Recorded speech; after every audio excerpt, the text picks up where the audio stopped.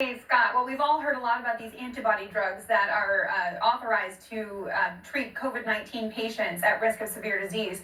I just got off the phone with Operation Warp Speed's Dr. Moncef Slaoui, who told me they just received new data on the usage of these antibody drugs, and he says only 5 to 20% of the supply of these drugs is actually being used right now. He says they send out, on average, about 65,000 doses of these antibody drugs from both Regeneron and Eli Lilly every week. And because of all of the complications around administering these drugs, they just aren't getting used. And he was really disappointed about this, saying that they have the potential to help reduce hospitalizations by as much as 50 to 70% potentially.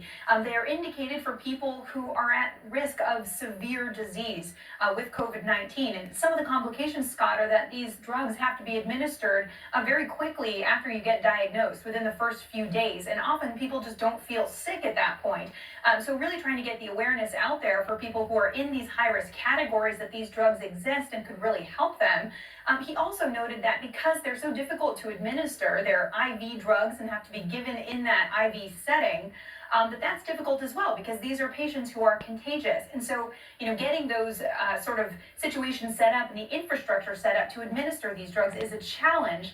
One he said that Operation Warp Speed would be willing to try to help with on the state level if they can. But really, just a remarkable statistic, 65,000 doses of these antibody drugs from Lilly and Regeneron going out each week, which could really help with this pandemic. Only 5 to 20% of them are getting used, Scott. Yeah, an important report. Meg, thanks so much. Meg Terrell.